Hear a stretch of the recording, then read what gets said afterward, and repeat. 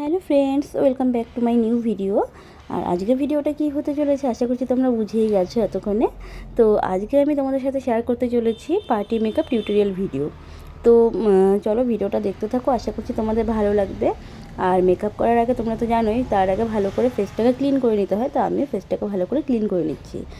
আর এই বোনটা কিন্তু মানে আমার সঙ্গে ইউটিউবেই আর কি পরিচয়, তো আমার সমস্ত ভিডিও দেখে। আর ইউটিউবে এসে যে এতটা ভালোবাসা পাবো, হ্যাঁ আমি এখনও কোনো বড় ভিডিও ক্রিয়েটার না বা বড় ইউটিউবার না, কিন্তু এর মধ্যেও যে মানে ভালোবাসা পাবো আর কি, তো এইটা আর কি আশা করিনি।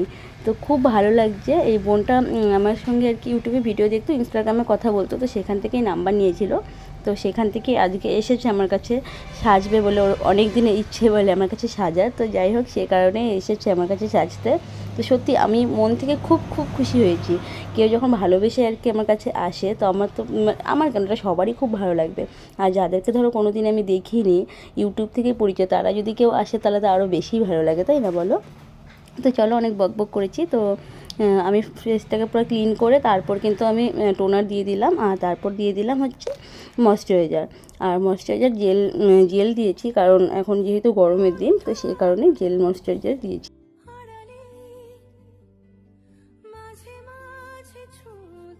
আর তারপর লাগিয়ে দিলাম হচ্ছে প্রাইমারটাও আমি জেল প্রাইমারই ইউজ করেছি, কারণ এখন যেহেতু এতটা গরমের দিন প্রচণ্ড ঘাম হয়, তো সে কারণে jail base primer, jail base moisturiser use করাই ভালো আর কি। আর যাদের ড্রাই স্কিন তাদেরটা তো অয়েলি বেসটা মানে ইউজ করতে হয়, যদি ঘাম না হয় আর কি ড্রাই স্কিনে তাহলে। আর তারপর ওর মুখে সেরকম বেশি একটা দাগ ছিল না, সে কারণে কারেকশন করা সেরকম বেশি একটা প্রয়োজন ছিল না, কিন্তু চোখের নিচটা একটু কালো কালো ছিল, সেই জন্য অরেঞ্জ কারেক্টার দিয়ে কারেকশন করে নিলাম।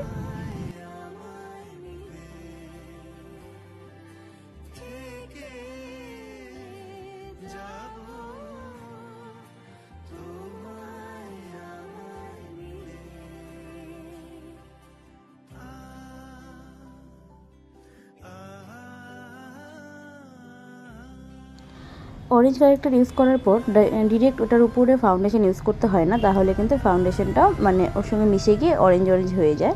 তো সে কারণে তার মানে অরেঞ্জ কারেক্টারের উপরে আমি স্কিন কালার মানে যেটা আছে সেই কনসিলারটা ইউজ করে নিলাম, তারপর হচ্ছে ফাউন্ডেশন দিব।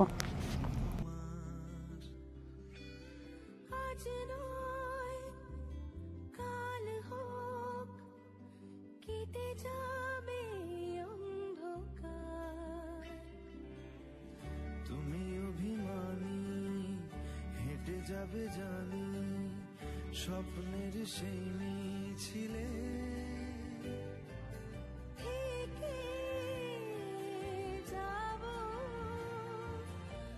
তারপর আমি বেশি ফেয়ার শেড নিইনি, মানে ওর স্কিন টোন থেকে এক শেড ফেয়ার ফাউন্ডেশন ইউজ করছি। অক্সিডাইজ হওয়ার পর এটা মানে ওর স্কিন টোনেই চলে আসবে, তো বলেছিল বেশি ফেয়ার করতে না, তো সে কারণে বেশি ফেয়ার করিনি। আর আমার নিজেরও পছন্দ না, বেশি ফেয়ার করাটা আমার একদমই পছন্দ না। আর আমাকে বলেছিল বোনটা যে তুমি মানে তোমার মতন করে সাজিয়ে দাও, তো আমি আমার মতন করেই চেষ্টা করেছি। তো তোমরাই বলো কমেন্ট করে কেমন হয়েছে সাজানোটা। তারপর আমি ফেয়ার শেডের কনসিলার নিয়ে চোখের উপরে আর হাইলাইট পয়েন্টগুলোতেও দিয়ে দিলাম, এটাকে ভালো করে ব্লেন্ড করে নিচ্ছি। তারপর আমি একটু লিকুইড ব্লাশন দিয়ে দিচ্ছি, লিকুইড ব্লাশনটা দিলে একটু ভালোই আর কি পিঙ্ক পিঙ্ক লাগে, ভালো লাগে আর কি।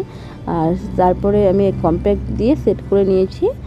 এবার হচ্ছে আইব্রোটা করে দিচ্ছি, আর আইব্রোটা আমি পেন্সিল দিয়েই করে দিচ্ছি, কারণ বেশি ডার্ক করব না, সে কারণে পেন্সিল দিয়ে আমি আইব্রোটা করে দিচ্ছি।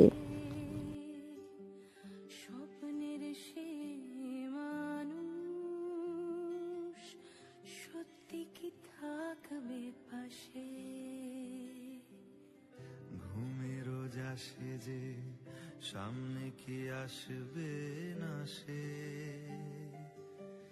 স্বপ্নের সে মানুষ সত্যি কি থাকবে পাশে, যদি পাশে থাকো হাতে হাত রাখো সব পাবো ভরসা। তো তারপর আমি ক্যামেরাটা অফ করে আই মেকআপটা করে নিয়েছি। আর আই মেকআপটা দেখো একটু পিঙ্কের মধ্যেই রেখেছি, কারণ শাড়িটার সঙ্গে কন্ট্রাস্টে আর কি। আর এবার লিপস্টিক করে দিচ্ছি, আমার ফুল মেকআপ ডান। এবার হচ্ছে লিপস্টিকটা পরিয়ে দিলে হয়ে যাবে।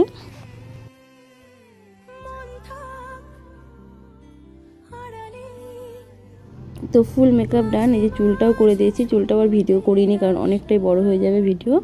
তো এখন শুধু জুয়েলারিগুলো পরাচ্ছি, জুয়েলারিগুলো পরানো হলেই হয়ে যাবে। তো এই বোনটা কিন্তু অনেক দূর থেকে আসছে আর এখন অনেকটা দূরে যাবে আবার বিয়েবাড়িতে।